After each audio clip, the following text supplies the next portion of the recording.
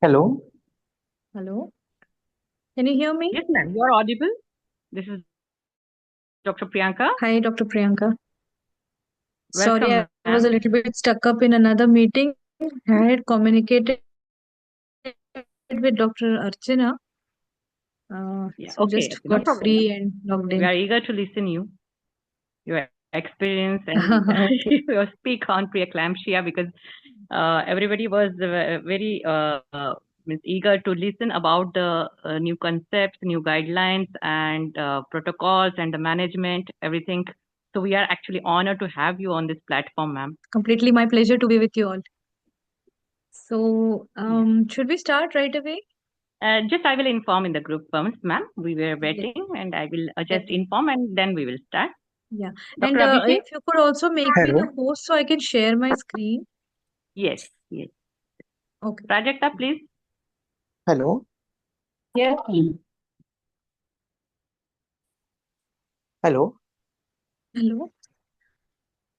Yes. Am I audible, ma'am? Yes, you are. Yes.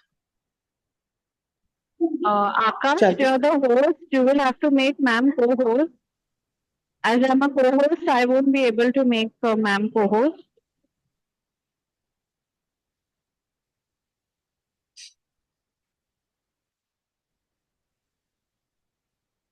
Ma'am, you are now co-host. You can now share the screen. Okay, great. Thank you. Shall I Let start me know if introduction? we are ready to start so then I can share my screen. Yes, yes. Shall I start introduction? Yeah, sure. Just keep it brief though. Yes, yes, yes, yes. Good evening, all of you. Myself, Dr. Abhishek. Welcome you all to this webinar conducted by Nima OBGY Society. With the blessings of Lord Dhanvantari and the permission of the seniors, I am going to start this webinar. Yes. I welcome all the dignitaries of the NEMA Central, NEMA OBGY Central, and the NEMA OBGY Maharashtra. On behalf of NEMA OBGY, I welcome Dr. Rajashri Sengupta ma'am for conducting today's topic that on preeclampsia. Uh, she is a consultant OBGY at Sengupta Hospital and Research Institute, Nagpur, professor and HOD of the OBGY department, Datta Meghe Mother and Care Child Care Hospital, Nagpur. She is awarded with the FICOG at AICOG, awarded with various gold medals in UG and academic years, university topper, and presented various papers and the posters in conferences. Her area of interest, critical care obstetrics, adolescent reproductive health, and gynecological surgeries. I welcome you, ma'am.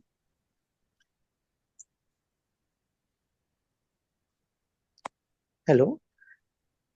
Hello. Yes, yes, yes. Hello. Am I audible? Can I share Yes, the ma'am. screen now? Yes, yes, sure, Yes, ma'am. ma'am. Yes, Yes, you are audible. yes. Okay. Yeah. Is it visible to you all? Yes, ma'am. Yes, ma'am. Okay, good. So let's get started. My So run first and foremost, extremely apologetic to keep you all waiting because I was kind of stuck up in another meeting, a different meeting. But today we are going to talk a little bit on pre-eclampsia, and I am going to enjoy two sessions with you all. So that means today we will speak on the pre-eclampsia part, and on 12th we are going to talk on eclampsia and what's new in in the treatment of hypertensive disorders in pregnancy. Um, so, when I talk about hypertensive disorders in pregnancy, we are looking at not just one entity, but a spectrum in which there are lots of other small disease entities. So, in earlier nomenclature, it was separately named as essential hypertension, chronic hypertension, etc. But then, when we look at the biochemistry at the cellular level, the pathophysiology is almost the same. It's only when it is arising in the patient that makes the difference in the treatment, in the morbidity, in the complications, the problems to the baby, and hence now we are classifying hypertensive disorders in pregnancy as chronic hypertension. Then second is a preeclampsia syndrome, which is our area of interest. Then third one would be preeclampsia superimposed on chronic hypertension. Means to begin with, even before pregnancy, that lady has had hypertension. Then she becomes pregnant. Things seem fine. She seems to be under control with her present medication. And then after 20th week, she suddenly has an upsurge. So that is preeclampsia superimposed on chronic hypertension. And the last entity, which is the most benign, which has minimum complications, is gestational hypertension, which means it's hypertension only during the time that she is pregnant. Nothing before that, nothing after that. Very less sequelae, very less problems, etc. So, yes, uh, sorry, I'm not able to hear you. Is there any questions, please? Am I audible? Yes, ma'am, you are audible. Okay, okay. Yeah. So this is the spectrum of hypertensive disorders. Today I'm going to talk only on preeclampsia, mild and severe. And in the next talk, we will talk in detail about all the other entities, including eclampsia, which is the most severe form of hypertensive disorders in pregnancy. So this is almost the same flow chart that I just spoke about. It helps us to differentiate between the various HDPs. Now coming to today's topic, which is preeclampsia. I'm sure in your practice you all deal with this case. It's one of the most common causes of morbidity and mortality. I mean, in fact, globally, hemorrhage and then second is eclampsia, which is the highest cause of maternal mortality and morbidity. So we take this entity very seriously. And in fact, we all should, because till date, we are yet to find the exact etiology, exact pathophysiology. And the worst thing is, we are yet to find out a really reliable early predictor for preeclampsia, a thing to any test or any clinical sign or symptom to predict preeclampsia. Hence, it just strikes, and the only thing left with us is to deal with it, to treat it, to prevent the complications, and to get the best favorable outcome for the mother and the baby. Preeclampsia, as we all know, is a multi-organ disorder. So when a BP is rising, it's not just BP rising and affecting the heart. It's affecting the liver, the kidneys, the brain, the eyes, inside the uterus, the placenta, the baby. So lot of organs are into dysfunction. And that is the problem with this entity. By definition, we all know that it is elevated blood pressure after 20 weeks of gestation. So how much elevated it should be is, the systolic should be more than 140 and the diastolic should be more than 90. So then if you are having a thing like 130/90, 130/80, should we take it seriously? Yes, definitely. Especially in the second trimester. Say around 20 weeks, normally as per the physiology, the blood pressure should fall. We all know that. We have a test called a positive rollover test. So if in second trimester, instead of falling, the BP remains constant or goes slightly on the higher side, even though it is just 130/84, 134/76, something like that, you should be careful and monitor that patient, because in the later trimester or in the 6th month onward, she may develop preeclampsia. Hence, keep her under monitoring.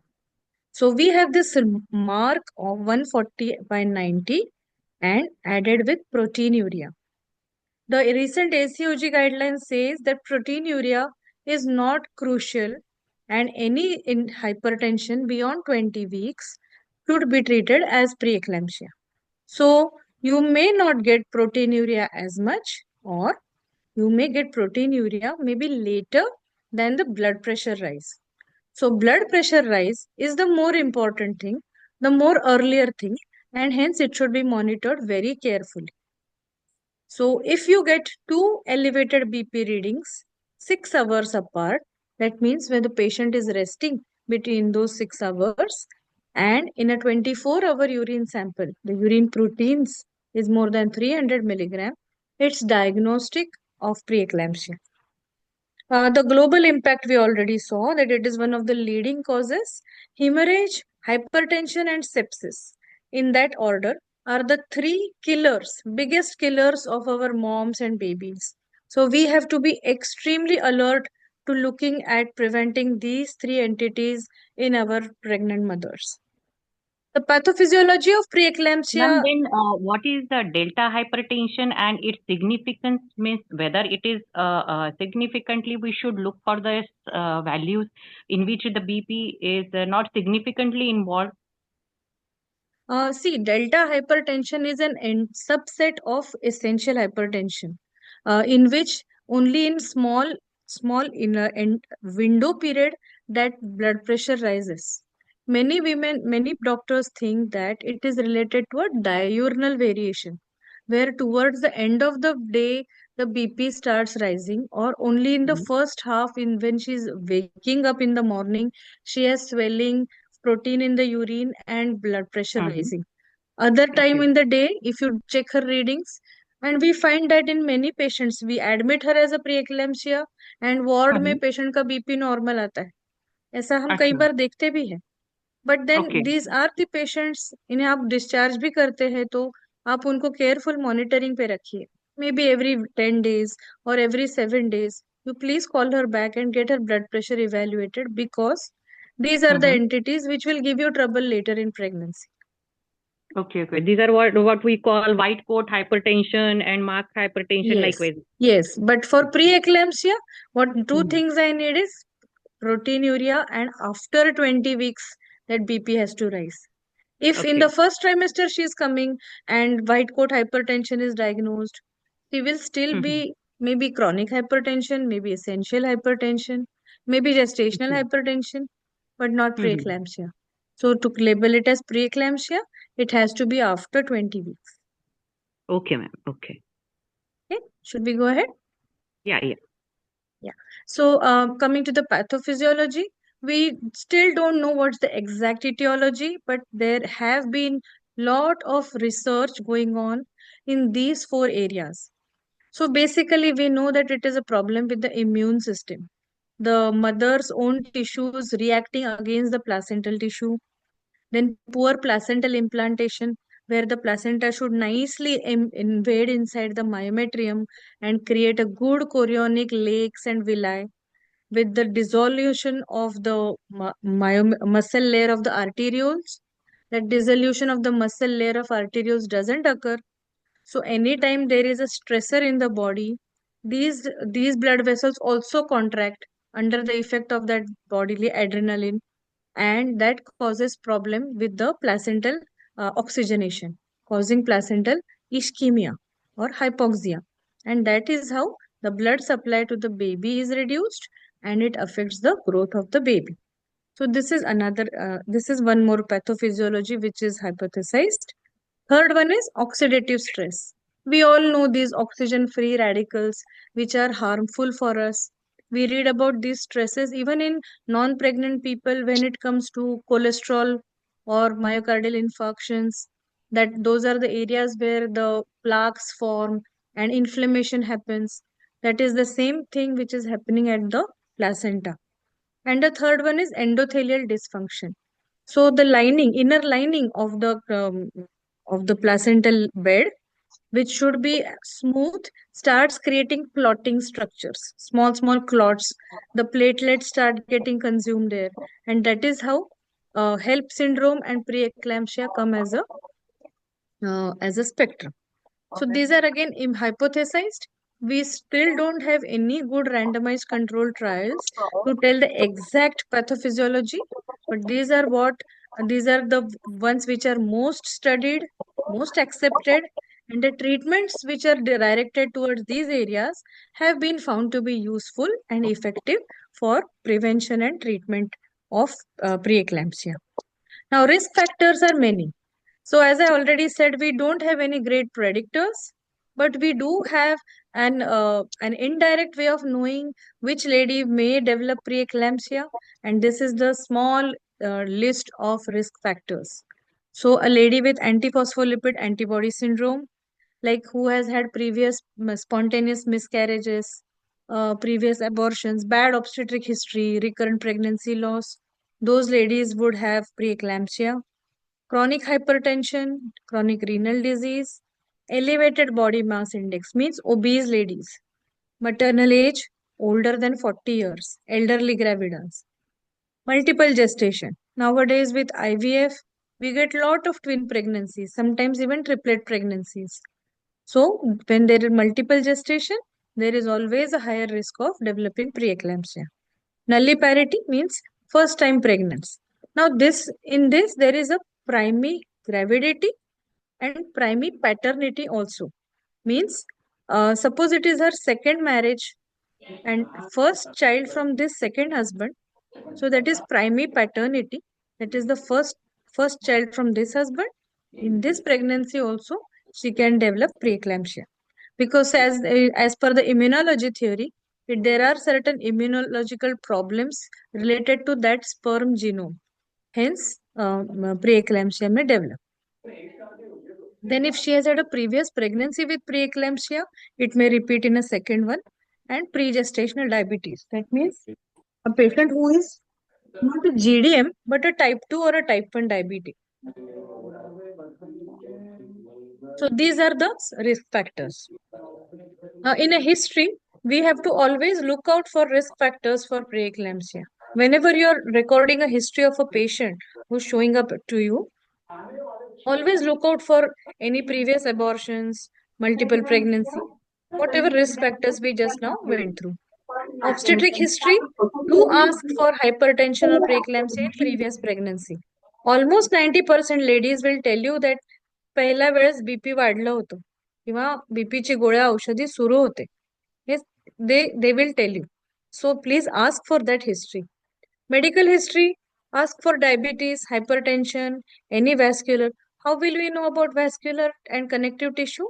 Is that patient will tell you that she is on certain steroids or certain specific drugs like methotrexate before she became pregnant, and then she has been having maybe a prescription of some rheumatologist or something.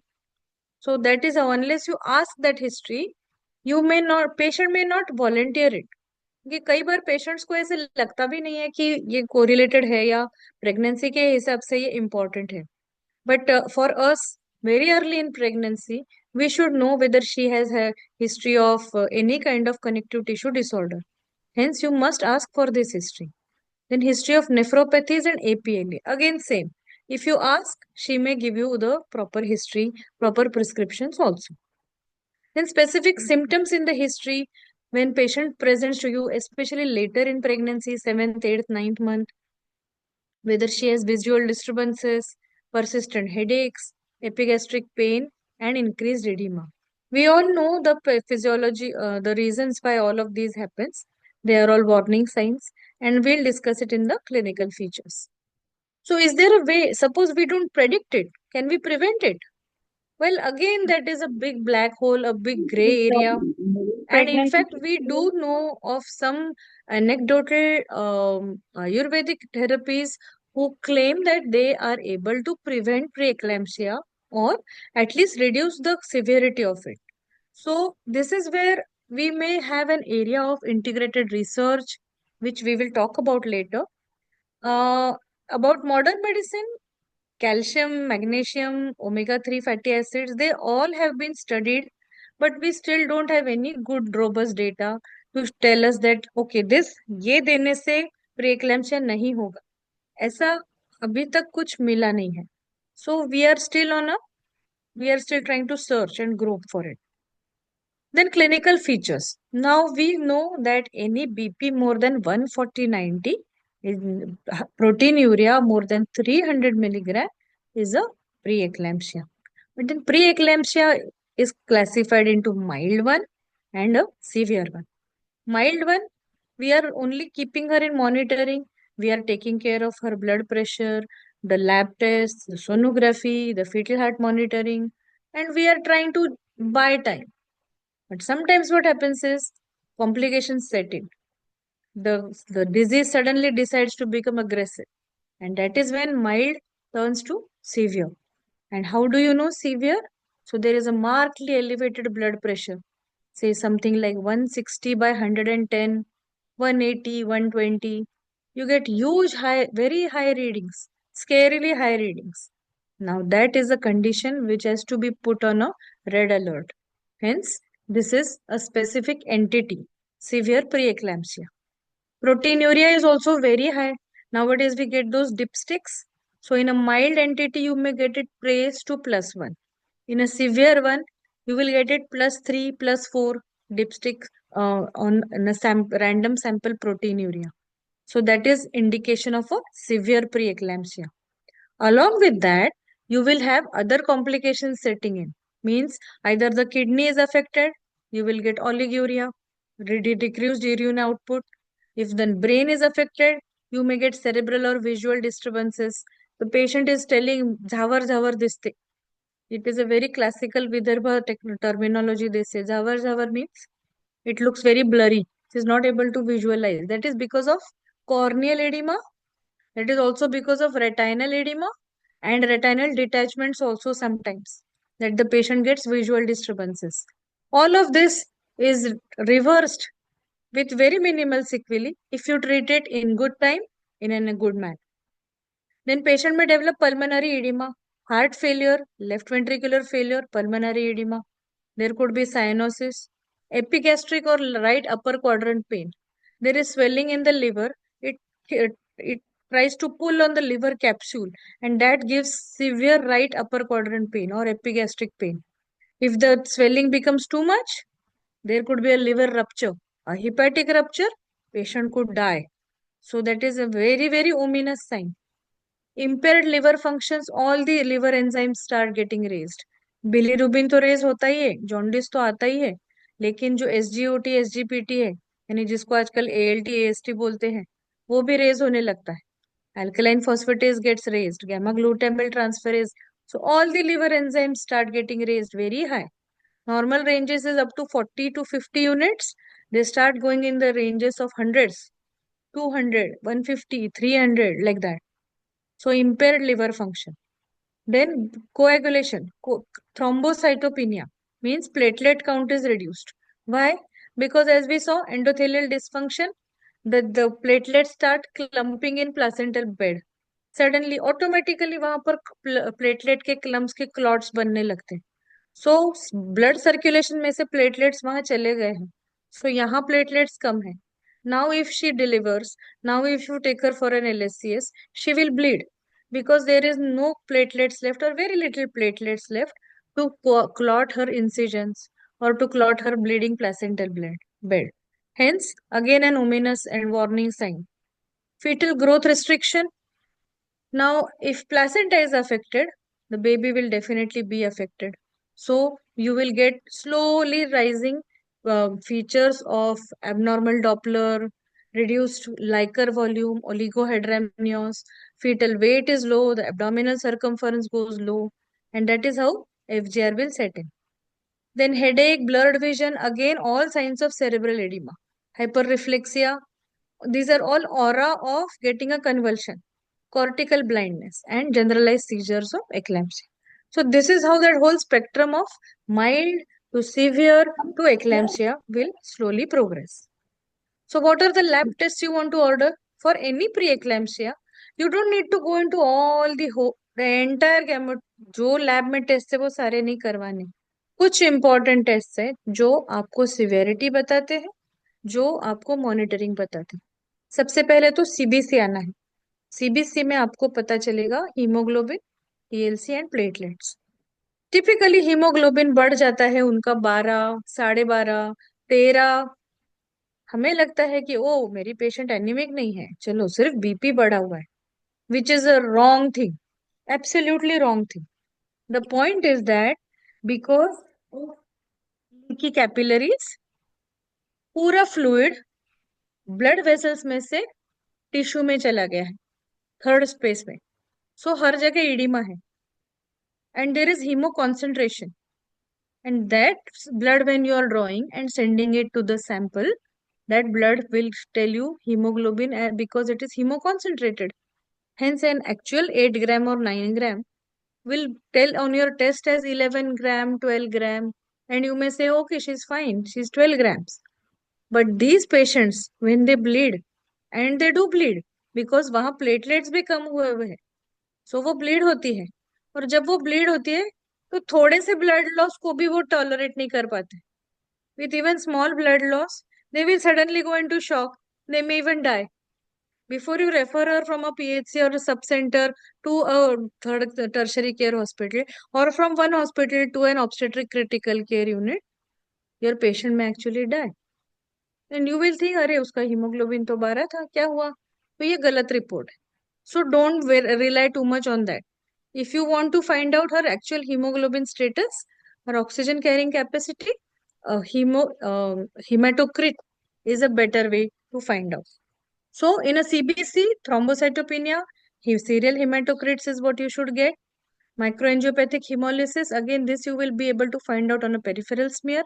If too much hemolysis has happened, her LDH levels will start rising. Liver function tests are to be done. You will get elevated ALT, AST levels. And kidney function tests are to be seen. You, of course, do a urine test for proteinuria, but a raised serum creatinine again should be monitored because nephropathy may set in. Now, what are the fetal changes? You will get IUGR. You will get IUGR, oligohydramnios, intrauterine fetal demise, placental abruptions, and Doppler waveforms, which are typically abnormal. Various types of abnormal Doppler forms will be.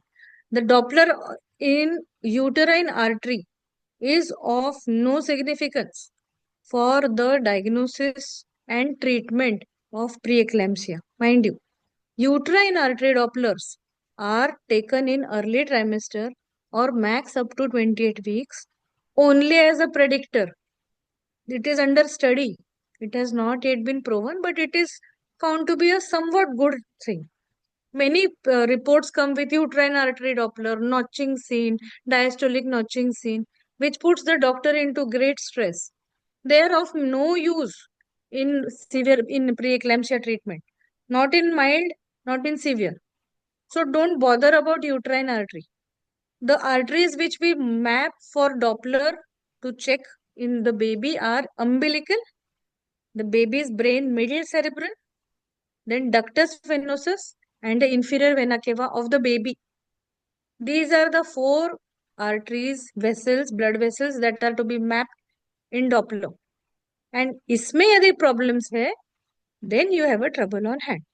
So don't bother about the uterine artery Dopplers. Okay. Then warning signs and symptoms. We already discussed most of it. BP more than 160, 110. Proteinuria more than or equal to 3+ on dipstick.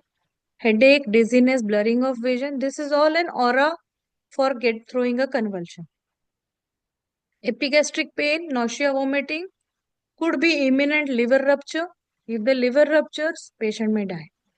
Reduced fetal movements. Again, या तो Likert कम है, baby growth restricted है, IUGR है, या फिर actually फेटल demise हो चुका है. Edema feet, which is sudden in onset, is severe preeclampsia. Excess weight gain. हर महीने आ रही है, महीने भर में अर्ली प्रेगनेंसी में 1 kg पर मंथ बढ़ना चाहिए. Sorry, 1 kg per week बढ़ना चाहिए in the later half of pregnancy beyond 20 weeks. If excess weight gain more than 1 kg per week से बढ़ रहा है, within 1 week आई है 3 kgs 4 kgs weight gain हो गया है, excess weight gain है. आप पूछो उसको पैर पे सूजन आई है क्या, सडनली वो बताएगी हाँ मैडम कल से सूजन आ गई है.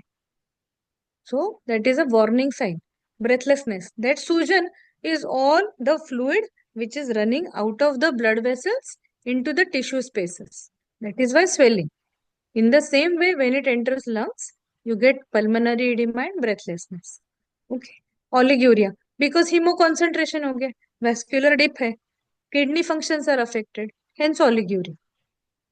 And last we already saw impaired liver functions, thrombocytopenia and IUGR. These are all warning signs. So with a raised BP, any of these things you get, she is to be admitted, she is to be treated. Forget what gestational age she is. Whether she is full term, whether she is 34 weeks, ये चीजें यदि मिलती है, immediate action, no monitoring और no nothing, induce करना है, terminate करना है। या तो नॉर्मल डिलीवरी को टाइम है, आपको लग रहा है बहुत डिले करेगी, नहीं हो पाएगी, please take her up for caesarean section. Please get your team ready, get blood ready, get a neonatal ICU ready, and please take her up for cesarean section. If you treat at this stage very fast and very aggressively, you will save the mother and baby both. Reversal of everything will happen without complications to the liver, kidney, brain, etc. इस point पे यदि हम रुकते हैं तो फिर complication set इन होते हैं, फिर हमारी मदर्स मरती है. So we should be very alert, very aggressive at this point. Hence, जब से माइल्ड डिटेक्ट होता है तभी आप उनको क्लोज मॉनिटरिंग पे रखना है. May be every 10 days, may be every 7 days. You call her, review her. BP देखना है, मुझे बीपी देखना है. हर 15 दिन में आप उसका डॉपलर करवाइए. हर 1 महीने में उसके टेस्ट करवाइए. उसको ये वार्निंग साइंस बताइए. आपको यदि हेडेक हो रहा है, एपिगैस्ट्रिक पेन हो रहा है, इमीडिएटली आ जाओ. रिड्यूस फीटल मूवमेंट से इमीडिएटली आ जाओ. You have to counsel your patient. Okay. So this is a creative of the same thing. Oh, I'm sorry. The same thing that I just told in the previous slide. It is just in a pictorial form. Management. Remember, the mainstay of treatment is early detection and delivery to minimize maternal and fetal risks. You have to deliver her. Pre eclampsia में सबसे ज्यादा problem इसलिए होता है क्योंकि maximum times we are scared, we are waiting. Where are we scared, you know? सबसे पहले तो डिनायल में ही रहते हैं कि अरे वो डॉक्टर के पास आई ना इसलिए बीपी बढ़ गया. ऐसा नहीं होता है. आपको यदि डाउट है, आप उसको बिठाइए, डे केयर यूनिट में रखिए, 4 घंटे के बाद बीपी दोबारा चेक कीजिए. With the BP you check the urine protein. Proteinuria है तो ये व्हाइट कॉलर हाइपरटेंशन है नहीं. तो ये डॉक्टर के पास आई इसलिए वाला बीपी बढ़ा नहीं है, ये प्री एक्लैम्सिया है. So you have to now decide whether mild level पे है कि अभी सिवियरिटी की तरफ जा रहा है. सो अर्ली डिटेक्शन, डिनाइल वहीं से शुरू होता है. देन मेनी टाइम्स वी से अच्छा मेरा घर पास में ही है, मैं आ जाऊंगी, ठीक है आ जाना. मॉनिटरिंग कैसे होगी? रात भर में आईओडी हो गया, मॉनिटरिंग कैसे होगी? So you have to be clear as a doctor कि this is the protocol, this is what is expected. अभी मैं आपको एडमिशन लिख दे रही हूँ भाई, नॉट टू कम और to come that is your decision. हम पकड़ के तो आपको सुला नहीं सकते बेड पे, बट ये जरूरी है आपकी सेफ्टी, बेबी के सेफ्टी के लिए आपका मॉनिटरिंग जरूरी. If I see in my ward that your BP remains fine and it is in the milder section, tablets में मैं खुद कल आपको डिस्चार्ज कर दूंगी. ये काउंसलिंग डॉक्टर को करना जरूरी है. But again we are in the अच्छा ठीक है देख लेते हैं. घर जाके उसका बीपी बढ़ते रहता है, वो 2 दिन आती नहीं क्योंकि उसको सिम्टम्स नहीं. फाइनली वो हफ्ता 10 दिन के बाद with swelling, with high BP, with severe pre eclampsia आपके पास आती है. And that is where the problems happen. Then another problem happens is dosages of drugs. somehow we have this idea कि थोड़ा सा ही ड्रग देते हैं, थोड़ा सा ही गोली देते हैं.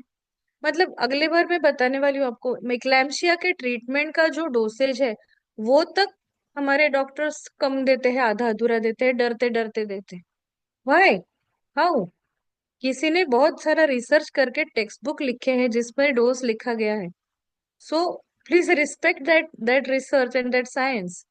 जो डोज जरूरी है सो जरूरी है, वो आपको देना है.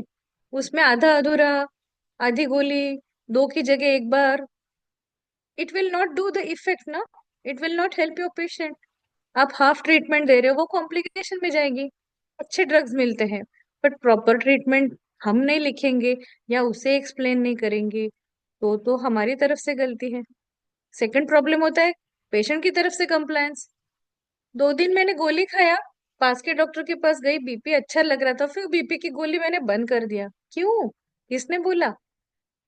So you have to explain to her, even if your BP remains normal, it is because of that medicine. So you are not supposed to stop it. Hence, these are the various problems of clinically we face, that why is preeclampsia a big contributor to maternal morbidity and mortality. Is this various spectrum जहां जहां पर हम problems लाते हैं. And second, third, and the last most important part is about delivery. Maximum times का complication वहीं पे होता है. द डेफिनेटिव ट्रीटमेंट, मतलब ये कैपिटल्स में लिखना चाहिए, बोल्ड में, that the only and only treatment of pre eclampsia eclampsia is to deliver. यदि कन्वल्स मार चुकी है, एक्लैम्सिया है, तो आप उसको विद इन 24 आवर्स डिलीवर करना ही है. फॉरगेट अबाउट वो बच्चा 32 वीक्स का है या 28 वीक्स का है या 40 वीक्स का है. No, it is for the mother's life. यदि वो जिंदा रही, वो दूसरी बार प्रेग्नेंट होके अच्छा बच्चा क्रिएट कर देगी. बट आज आपको उसको ट्रीट करके उसको सरवाइव करवाना है. The definitive treatment of pre eclampsia eclampsia is and is only delivery, termination of pregnancy, irrespective of her gestational age. ठीक है. तो ये डिसीजन टाइमली लिया नहीं जाता. वी आर वेटिंग, बीपी की गोली, बीपी की नई गोली, बीपी की दूसरी गोली, बीपी की 3 गोली का हाई डोज, जो प्रेगनेंसी में अलाउड नहीं वो भी गोली, क्योंकि डॉक्टर ने नॉन प्रेग्नेंट पेशेंट को अच्छे से ट्रीट किया है. बट भाई साहब, वो प्लेसेंटा में से बेबी को जा रहा है. ये गलत ट्रीटमेंट है. डिलीवर करो. She is not responding. These are all the areas where clinically in our practice we face challenges, and that is why our patients get complicated, our mothers die, even if the babies die. Hence, the three main prongs of medical intervention are antihypertensive drugs, magnesium sulfate for seizure prophylaxis, and timely delivery for all severe cases. So in very brief, I'll talk about antihypertensive drugs. The drug of choice, as per American College of OBGYN ACOG guidelines, is alpha methyl dopa. हमारे यहाँ पर अल्डोमेट नाम से drug मिलता था, आजकल वो out of market हो गया है. A very very good drug. यदि दोबारा आए तो लेबेटलॉल को खा लेगा वो. But now it is not available right now. So the next very good drug orally as well as in IV is labetalol. Then आजकल के जो निफेडिपिन, निकार्डिपिन, ये सब है, ये अच्छे हैं, but but as per the guidelines they are not very safe. Sublingual Depin करके एक चीज हम लोग जब रेसिडेंट्स थे तब देते थे. एक कैप्सूल टाइप गोली आती थी, जेलेटिन कैप्सूल, उसको पंक्चर करके सबलिंगुअली पेशेंट को दे देते थे. विद इन 20 मिनट्स उसका बीपी उतर जाता था. मतलब 180 120 वाली भी नॉर्मल एकदम 100 डायस्टोलिक पे आ जाती थी. Now, this is a precipitous fall of blood pressure and it can create problem in the placental bed. तो जैसे मदर का बीपी फॉल हो रहा है, तो प्लेसेंटल परफ्यूजन भी फॉल हो रहा है. And that is how the baby can have asphyxia, fetal distress, or baby can even die. Hence, calcium channel blockers are not very good drugs. But in routine practice, labetalol और nicardia retard ये अपने दो favourite drugs होते हैं. लेबेटलॉल का dose हम बढ़ाते हैं 100 बीडी से स्टार्ट करके 200 क्यूआईडी, मतलब 800 मिलीग्राम्स का डोज दिन भर में तक आप मैक्स दे सकते हैं. उसके साथ हम ऐड करते हैं निकार्डिया रिटार्ड 20 मिलीग्राम, ओडी से स्टार्ट करके बीडी तक, टीडीएस तक भी ले जाते हैं कुछ लोग. But when you are increasing the dosages of these drugs, you have to see बाकी का पेशेंट का और बच्चे का क्या चल रहा है. लैब टेस्ट सही है क्या, एलएफटी केएफटी ठीक है क्या, प्लेटलेट्स ठीक है क्या, उसका कोएगुलेशन प्रोफाइल पीटीआईएनआर ठीक है क्या. And then you see the sonography whether baby is doing fine. यहाँ बीपी आप कंट्रोल कर रहे हैं दो ड्रग्स पे, पर वहां पर यदि लाइकर कम हो गया और डॉपलर एबनॉर्मल हो गया है, you have to terminate. No, BP सही रख के यदि बेबी गुजर जाता है, you haven't achieved much. So monitoring has to be complete. That is why BP monitoring, lab tests, serial ultrasonographies, oral hypertensive drugs, and lastly delivery. Never forget that. ये proper तीनों चारों चीजों का बैलेंस रखते हुए सी टू इट दैट जितना near term आप ले जा सकते हो विथ ऑप्टिमम कंडीशंस ले जाओ. जहां एक भी चीज सीवियर की तरफ जाए या कॉम्प्लिकेशन की तरफ जाए, forget about term, forget about gestation. forget about the baby. First take a decision and start termination. मतलब आप या तो इंड्यूस करके डिलीवर कर सकते हो उसको, या डायरेक्टली आप सिजेरियन के लिए ले लीजिए, but finally you have to deliver her. In case of severe preeclampsia, management is again with antihypertensive drugs, but हम इसे IV infusion में देते हैं. अभी हम अपने सेटअप में जनरली हम लोग हाइड्रोलिजिन नहीं देते, we prefer IV labetalol. So 20 milligrams IV bolus is given. If the BP is not controlled, then you can repeat it. 40 milligram again repeat करते हैं 10 minutes after initial dose.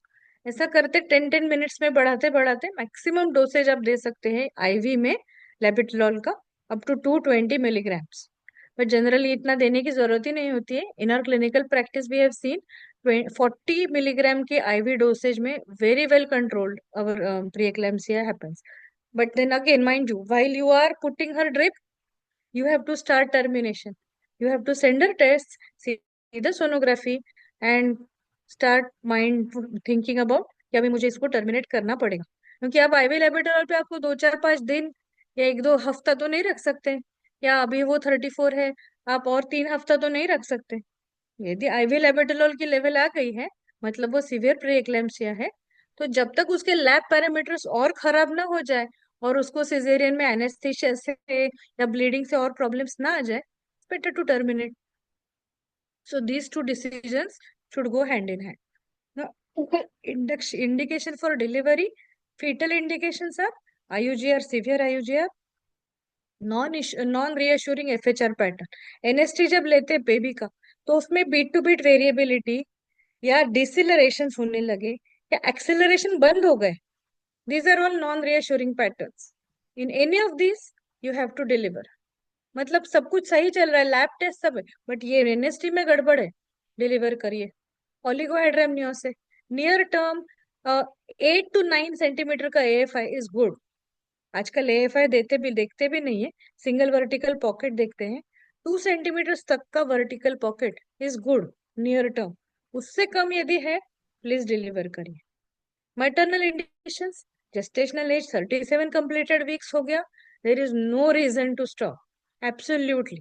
Platelet counts less than 1 lakh है, abnormal LFT KFT है, suspected placental abruption, persistent headache, visual disturbance, persistent severe epigastric pain, and lastly convulsion, eclampsia.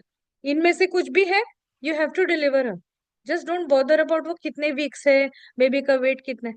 Blood की arrangement कीजिए, NICU की arrangement कीजिए, mother के ICU की arrangement कीजिए, and please deliver करिए उसको. ठीक है. So once again, delivery is the final definitive treatment.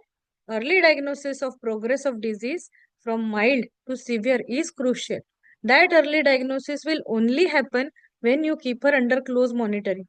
Maybe you share your number if you are in a medical college type of setup. You should know that she should have one point of contact कि madam मुझे आज ये problem हो रही है, मैं आऊँ क्या. यस, वो ऐसे लॉस्ट नहीं होनी चाहिए कि अभी मैं किसके पास जाऊं, मेरे मैडम का दिन तो मंडे का है, आज तो थर्सडे है. That should not be the condition. So early diagnosis, close monitoring is very essential, and decision to deliver should be based on both maternal and fetal risk factors, presence or absence of warning signs and symptoms, the condition of the lab tests, and the report of the USG findings. So these are few of the ways in which we are doing a research on these areas, where dietary interventions will have some preventive strategy, or any kind of drugs which are used in non-pregnant hypertension can help here. See, what happens is, because of this hypertension, it's not just hypertension. Like in non-pregnant, hypertension हो गया, बाद में myocardial infarction होता है, heart attack आता है. तो यहाँ क्या होता है कि हार्ट अटैक वाला सीन नहीं आता है, यहाँ हार्ट फेलियर वाला सीन आता है. तो डायलेटेड कार्डियोमायोपैथी होती है, functioning, movement of that heart, beating of that heart is reduced, and that can cause pulmonary edema also. So we need modulation of that drug, that myocardial modulator drugs, which will remodulate that heart failure wala heart, and prevent problems in the postpartum period.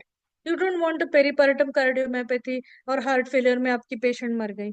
So some other drugs are being tested whether they are safe for the baby, safe for the mother, and some of them are being researched कि early pregnancy से, जैसे aspirin एक अच्छा molecule अपने को पता है, या लो मॉलिक्यूलर वेट हेपारिन, ये दो एक अच्छे मॉलिक्यूल से जो अपन अर्ली प्रेगनेंसी में स्टार्ट कर देते हैं, जो टू प्रिवेंट अबॉर्शंस और आईयूजीआर और even pre एक्लैम्पसिया.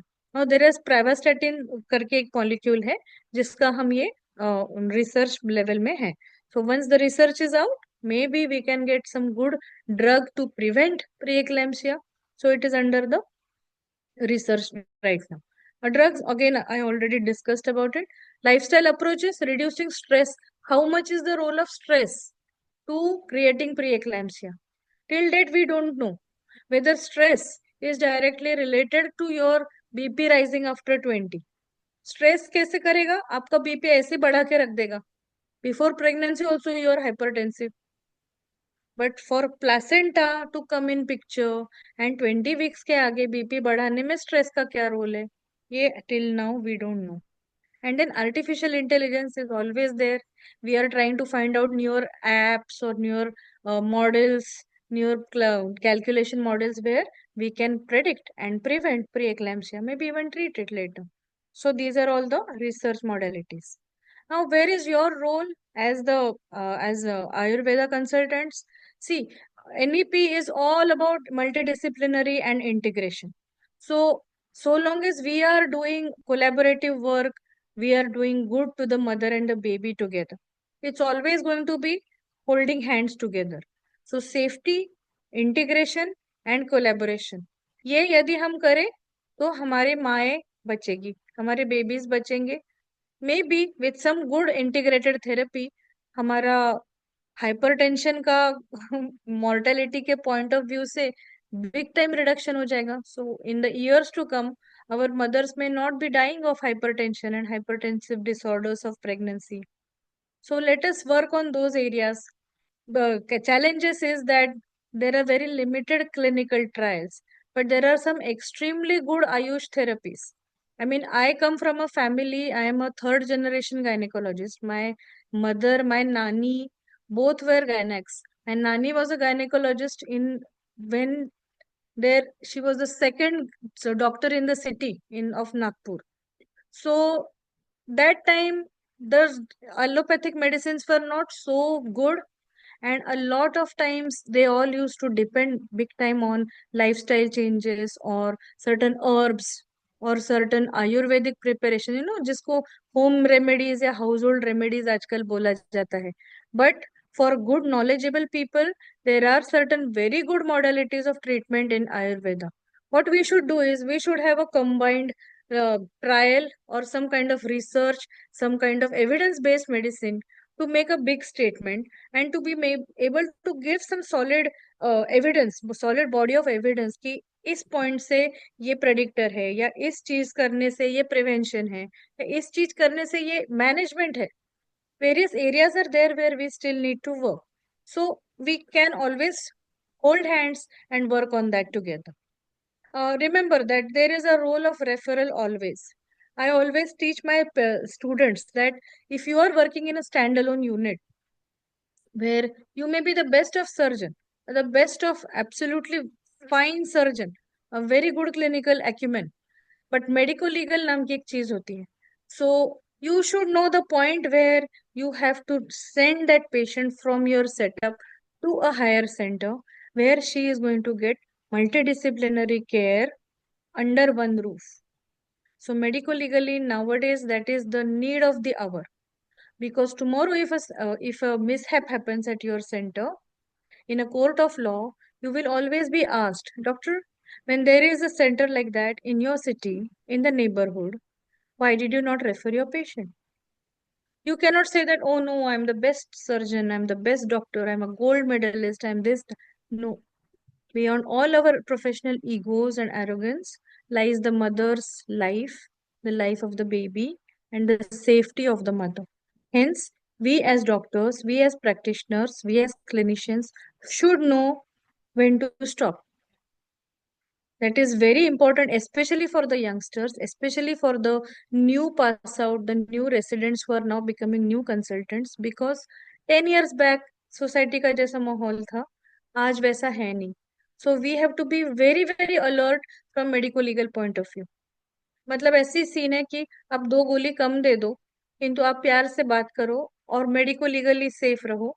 So your practice pattern will be long term, effective, and efficacious. Hence, this is just a list I have put of where role of referral would come in a severe preeclampsia. And this is what I just read on the internet, and I found that research, training, and awareness, if we could collaborate on these areas, we could make wonders.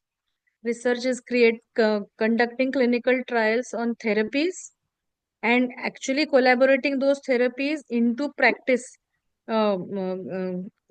That means integrating modern medicine with certain Ayurveda types of treatments that would do magic, that would do wonders for our patient.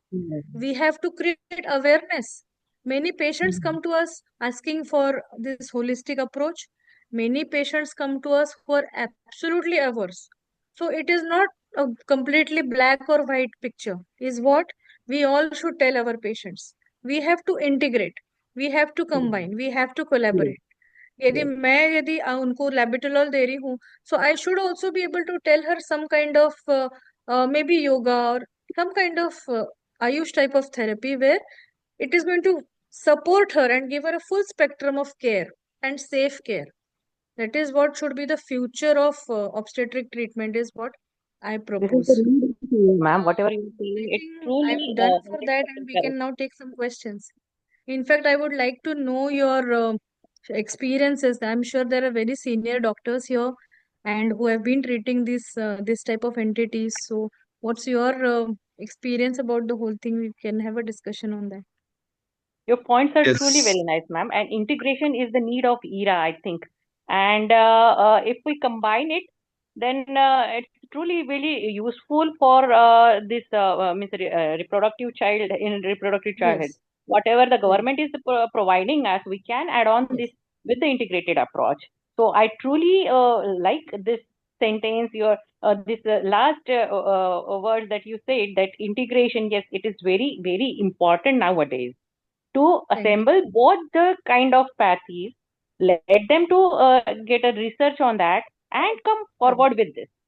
So Correct. I Correct. think it Very is true. really we have to think about it and come with this new kind of a integrated method to treat the patient.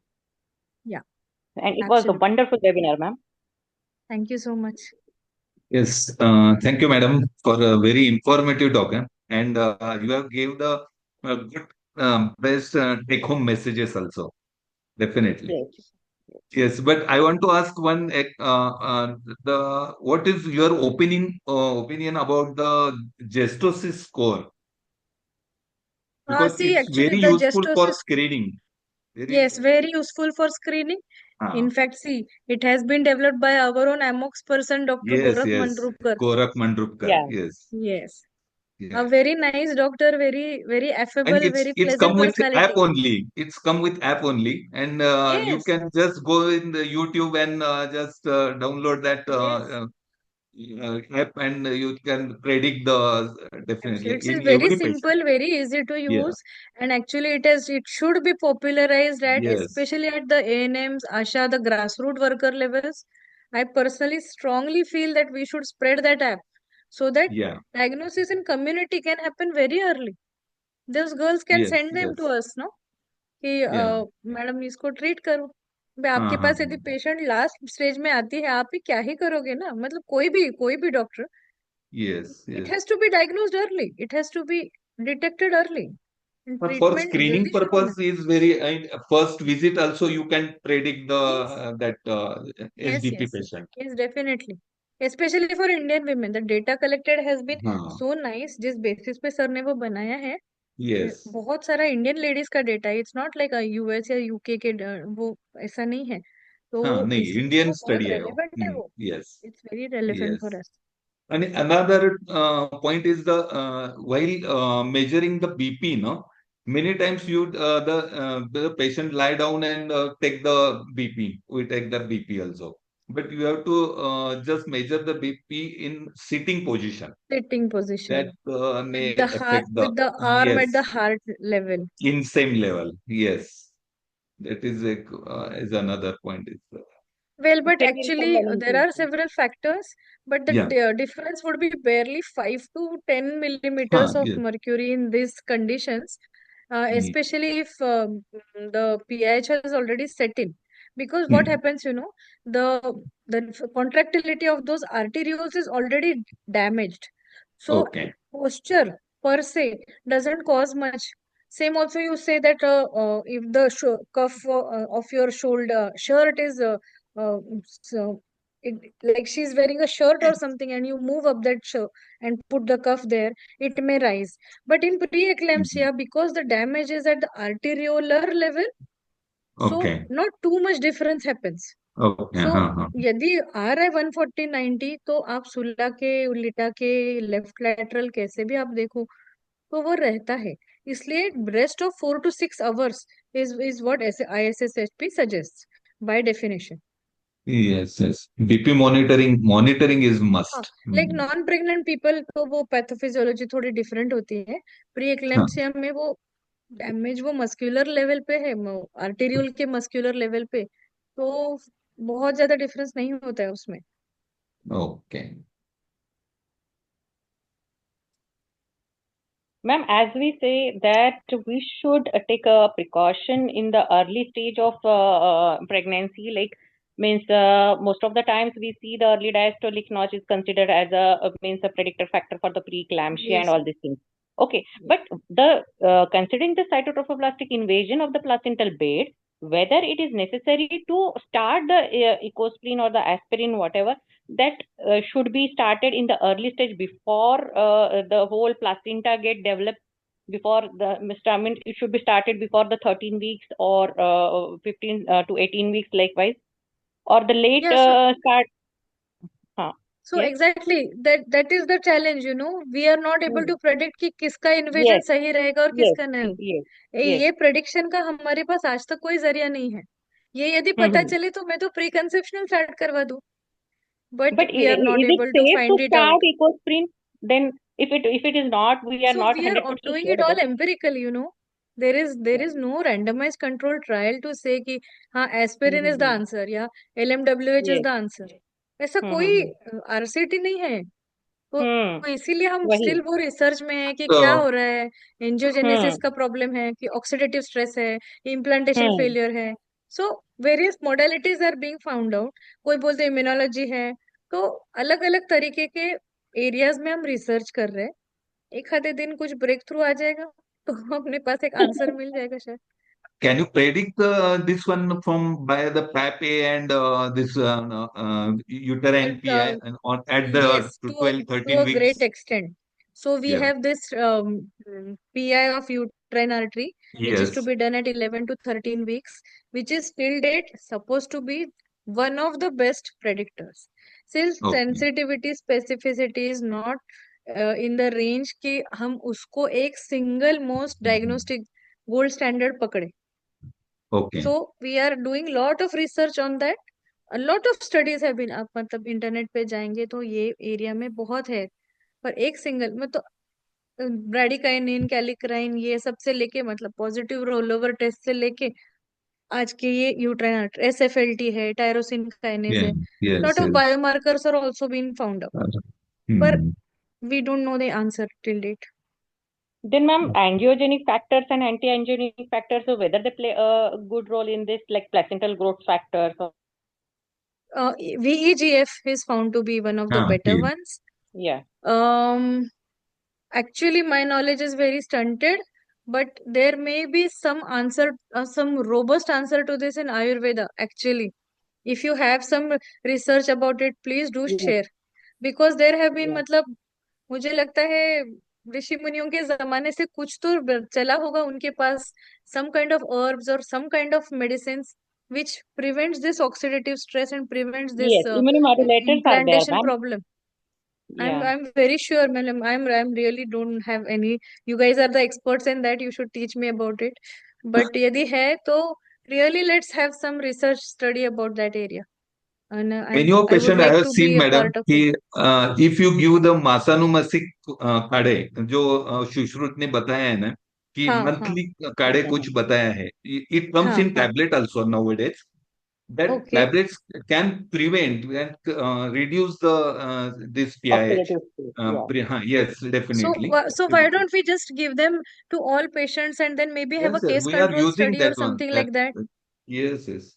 We are And many giving of it, We right? can do that ना कि ऐसे हम Yes. जो 50 patients को दिया और 50 को नहीं दिया हाँ, अब that you देखते have हैं to. ना कि we can Randomized always study. Yeah. follow it up.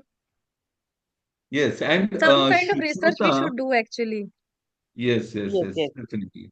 And Sushruta also explained that the from 5th months now, gokshura सिद्ध घृत एक गोक्षुर नाम का एक हर्बल मेडिसिन है gokshura that can be used for reducing the PIH. This Yes. अच्छा that it's not a okay PIH. It's not explained like that, but he okay explained that you have to start from the 5th month onwards.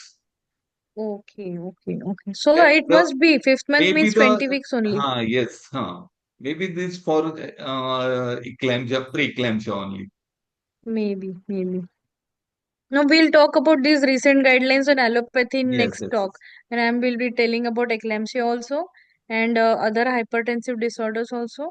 So we'll talk about all these recent, what is new on the Yes. research horizon. okay. We'll discuss about that for sure. Definitely. Yeah. Yes, but very nice talk, madam, and Thank you so good. much. I think I have take-home exceeded my message. time limit, in fact.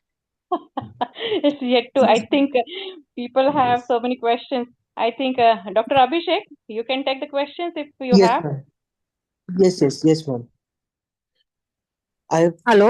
first I will start first from a chat box. Dr. Suman Kumari had a question. 34 weeks pregnancy with raised AST, ALT, TSB, DSB, low platelet, but normal KFT, normal BP, no edema. What are the precautions to be taken, and what is the probable reason? Can you please repeat it? I just heard 34 weeks normal raised AST/ALT. After that, what? Yes. TSB, DSB, low platelet, but normal KFT, normal BP, no edema. What are the precautions to be taken, and what is the probable reason? So normal BP, no edema, and proteins Yes. also no negative. So this doesn't seem like preeclampsia. Raised AST/ALT could be some liver issue, like maybe hepatitis or cholestasis of pregnancy, or even it could go to anything that side. So rule out infectious diseases like hepatitis A, B, E. Hepatitis E in pregnancy is very, very dangerous. It's not so dangerous in non-pregnant, but in pregnancy, E can become even fatal. So rule out that Okay. area and do a ultrasonography of the liver and keep a monitoring of the liver enzymes. There may be sometimes some small stone or something also which is lodged in the bile canaliculi, which creates this type of raised enzymes. But the BP is normal and everything else is normal. I don't think she comes in the concept of preeclampsia. Although there is a Okay. condition called dry preeclampsia, but BP has to be raised for sure to label it as preeclampsia. Okay. I hope that was helpful. Dr. Sharayu, yes, ma'am. Yes. Dr. Kuman Sumari, if anything you want, you can directly If they ask want in to interact with ma'am, then let Yeah, them sure. allow. Yes, Yeah. please go Dr. ahead. Ask Abhishek, me directly. yes. let them ask Dr. directly. Yes. Dr. Sharayu Wankhede want to discuss one of case. Dr. Sharayu, ma'am. Hello. Am I audible? Yes, you are. Hello. Hello, Okay. ma'am. Yes, you are I'm audible. I just want to first congratulate you that for your very beautiful, very simple yet very important presentation. So this is very easy to understand. So thank you very much. Thank you so much. And I wanted to add one point. I had one IVF patient. She is Mm-hmm. elderly, and she lost her previous IVF attempted baby in Okay. 32 weeks due to PIH, Oh. preeclampsia. Yeah, and she was on total bed rest at that previous attempt, and Okay. yeah, and she is a working lady, even though she was on bed rest in the last Okay. attempt. Okay. After 2 years, she came to me, and she again conceived with IVF with oocyte donation, and she came to me with because of this problem, and her BP was continuously 140, 100, then rising after 20 weeks, and clear cut PIH patient. Then Okay. I thought that what should I add with my Ayurvedic point of view? So I tried first time in her case Punarnavadi Gugud. Punarnavadi Gugud Okay. is a Bulbia with Comifera mucul. So it is a very, very useful because suddenly she start reducing her edema. She feels better. Her headache is less. Her vision is good, and her nausea is less. And her parameters, all the blood reports are means good, better before previously tested. So I continued that till delivery, and I delivered her at 37 weeks with cesarean section. We got a 3 kg baby, and the Wow. patient and baby is also fine. So I wanted to tell everyone that I started her Punarnavadi Gugul twice, 2 tablets twice a day, and I continued till delivery with That's with nice. of course with labetalol also and nifedipine also, because physician means endocrinologists have put her on nifedipine. That is the thing, That's and very with nice, ma'am. You labetalol. should Yeah. actually use it in a couple of more cases and maybe Yes, publish yes. it. Now I have started using that immediately when I saw these symptoms, 1 or 2 symptoms of PIH only, or maybe only white coat hypertension also. Then also I want to start because there is no harm, and it Yes. also helps in kidney functions. Because Okay. after that she is urinating well, and her urine symptoms are previously she is having oliguria, and after that she is getting good control on urine also. So that is the added benefit with this. Very nice. So Very nice. I think we So, should so do. see, that's what I was saying. There are certain molecules in Ayurveda, Hmm, maybe some herbs which we are not aware of, but they have these certain things which are very soft on the body. Soft is a very weird word, but what I'm saying hmm. is like allopathic medicines, some of them Comfortable they with our may natural focus only habits. on one Yeah. organ, not on the other. Hmm, But in hmm, hmm. Ayurveda, what I see every time is that side effect वाला scene बहुत ही कम रहता है नहीं रहता है I think we हुआ तो should do effect he some होता है collaborative work. That is very yes good ma'am that you have we should suggested, in because fact have that is the some real only good lacking. data Yeah, that Yeah. is because the देखिए अभी lacking. NEP के हिसाब से अपने को integrate तो करना ही है देन करना व्हाई ही नॉट टू है. Do it for good patient care Yeah, है yeah. ना Yeah.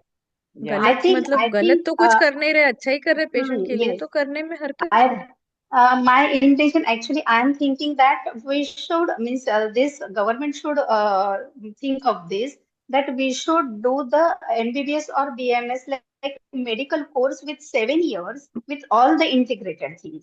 It will come very soon ma'am Yeah, it will that's come the thing. In Because, hmm. हमारी life में हम देख लेंगे ma'am very soon it will come Huh, yeah, I hope so.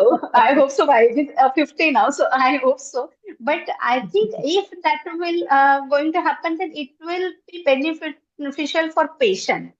Very much That very is much our ultimate yes aim. That yes it should be absolutely beneficial to them. yes So, and there are so many drugs also. I think we should discuss on some other time, because I don't want to sure consume maybe more next time time. we'll But discuss yeah, Yes. yeah, and we should do some study on this. I have 3 yes patients definitely right now. So I think Punarnavadi Gugul is doing a major role, and we should continue that. Thank you. thank I you think Dr. Balaji Yes. would like to ask something.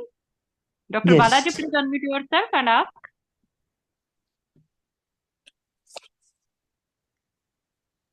Dr. Dr. Balaji, Balaji? sir.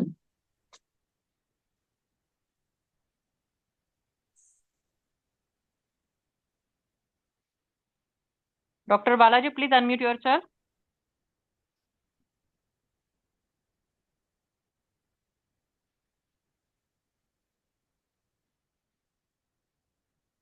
On behalf of Dr. Balaji, sir, can I take question? Hello. Yes, Abhishek, please Yes, carry on. yes. What's your opinion on when we start low molecular weight heparin with rise in uterine PI values?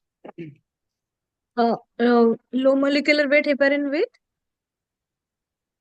Uterine PI values. the correlation you're asking? Yes, rise in uterine PI I values. didn't get the When question. What was the question? Do we start? There is a correlation. Should we start? when can we start a low molecular weight So heparin? yeah, so see, generally aspirin, low molecular weight heparin, these all drugs are given only empirically. We do not have RCTs, but it is a मसाला बोलते हैं IVF वाले उसको मसाला. तो Yes, उसमें steroids है, उसमें progesterone है, उसमें ड्यूफेस्ट्रॉन है, उसमें LMWH है, एवरीथिंग इज देयर. मतलब पूरा चंक उठा के दे दीजिए, something will help. Related to the uterine PI values, see, unless there is an indication shown that she has ACPLA or she has a connective tissue disorder, and now she has presented in the first trimester at 11 weeks with a raised uterine PI, treatment के हिसाब से आप LMWH नहीं दे रहे हो, आप empirically दे रहे हो, और देने में हर्ज नहीं है. प्रीवियस एबॉर्शंस हुए हैं, definitely you should start. Give her a benefit of doubt, उसमें हार्म कुछ भी नहीं है. हुआ तो फायदा ही होगा in terms of endothelial dysfunction and immunogenicity. That way it will help. There is no harm, there is no risk, but benefit होगा क्या? ये बेनिफिट का मतलब कैटेगरी ए रिकमेंडेशन हमारे यहाँ नहीं. कैटेगरी ए मीन्स जो एकदम solid supported by Meta analysis और RCT रैंडमाइज ट्रायल हो. ऐसा ना एस्पिरिन का है, ना LMWH का है, बट हम देते हैं. अच्छे फेवरेबल आउटकम निकलते हैं प्रेगनेंसी में, मिनिमम कॉम्प्लिकेशन रेट रहता है. So we are happy with it, and we keep the patient in close monitoring to see whether वो कोएगुलेशन प्रोफाइल ठीक चल रहा है उसका, PTINR BTCT सब सही है क्या, ये देखते रहना है. बाकी तो कोई प्रॉब्लमेटिक नहीं है. Again, as I said, uterine artery PI is being evaluated only as a very good predictor, early predictor. मतलब 11 वीक्स पे यदि आपको इशू आपको प्रेडिक्शन मिल सकता है कि 20 वीक्स के आगे उसको प्री एक्लैम्सिया होगा, तो एक 9 वीक्स का विंडो मिल रहा है आपको, तभी आप स्टार्ट करने के लिए. But for IVF pregnancies and all, they generally started empirically. जैसे ET कर लिया, टेस्ट पहले HCG पॉजिटिव आ गया, they start on everything. So we Hello. should start. We give them the benefit of doubt. Hello. Yes, Dr. हाँ, Balaji. बोलिए. Yes, sir. Yes, ma'am. Actually, the case is the previous severe preeclampsia. Sir, can you be a little loud? I can't hear you. Hello. I'm audible. हाँ sir, बोलिए ना. Hello.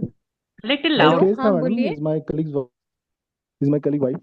He's a 36 week gestation. He's having a severe preeclampsia in previous pregnancy. When we then she conceived again after 5 years. हाँ. Then we judged the uterine PI is 1.8 at the NT Sir, scan. I can't hear you. Can you please speak a little loudly? She had conceived after 5 years. Then Then we do the NT scan that the uterine PI is 1.9 at that time. हाँ. Then we start the low molecular heparin. हाँ. Then we continue the LOMO up to the 36 week.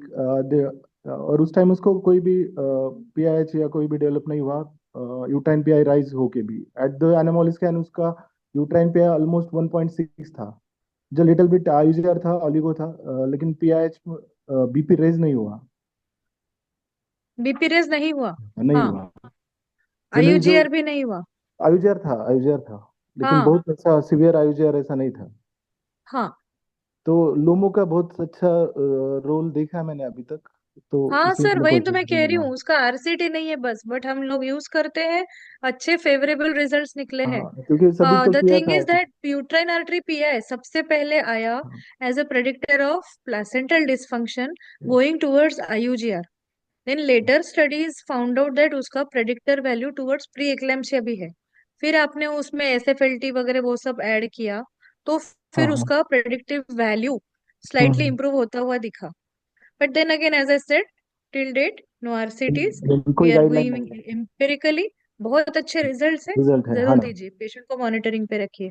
Okay, yes, thank you. अब BP यदि इस बार ठीक था उनका, उनका तो बिल्कुल फिर पीएच तो पीएच नहीं हुआ मैडम, और जो नहीं हुआ ना। पीआई वैल्यू हाई था पेशेंट का, फिर भी बीपी नहीं हुआ। Just magic of. हाँ, यही यही हो रहा, यही होता है कि how much it is predictive actually we don't know, because the body of evidence is not as much, so we are giving it only empirically. If there was no preeclampsia, by 36 weeks stop that LMWH, एक हफ्ता का break देके 37 we completed did the weeks पे सर section. Elective section कर दीजिए उसका। नहीं नहीं, हो गया मैडम उसका। हो गया क्या? Yes yes, thank you. I think we are running with the time, Dr. Abhishek. Yeah, I think we should Yes, stop yes, now. ma'am. Yes, yes, yes, yes. Uh, ju- just one. Yes.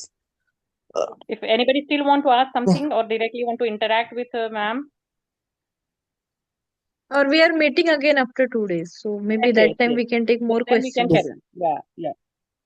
We Yes. can conclude, Dr. Can I go Abhishek. can I go for vote of thanks? Yes, yes, yes, definitely. Yes, yes. Yes. Yes. Thank you. On behalf of on behalf of Nima OBGY Society, I would like to thank Nima OBGY Central for remarkable support. I would like to thank Dr. Rajeshri ma'am who took the time and delivered Thank you. knowledgeable lecture on a preeclampsia topic. A complete guide on preeclampsia, enlighten on risk factors, monitoring, diagnosis, management, and all. Thank you to my seniors coordinator, Dr. Priyanka ma'am, Dr. Suhas Herlekar sir. I would like to thank Dr. Akash sir, Dr. Prajakta ma'am for all the support. Last but not the least, and thank you all the delegates for their participation. With the permission of all the dignitaries, I am concluding today's webinar. And thank you. Thank you all. Thanks a lot, ma'am. Thanks a lot. It was Thank you. really very Thanks for this wonderful time. opportunity. Yeah, thank you, ma'am. Thank you, Moses sir also. He has joined today, the senior one. Thank you, ma'am. Thanks a lot. We Okay, will meet you bye. soon. Rajasi ma'am.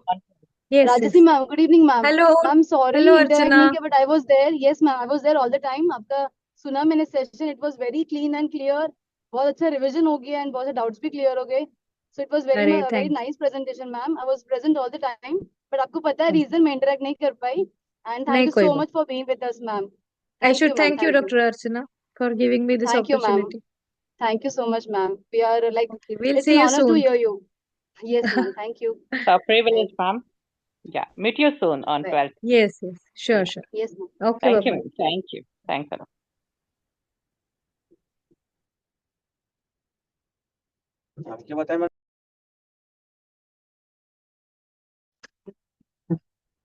इनसे ही dialogue बाजी करना चाहिए। तो बस मिला दिया मैंने। आप सुना लो।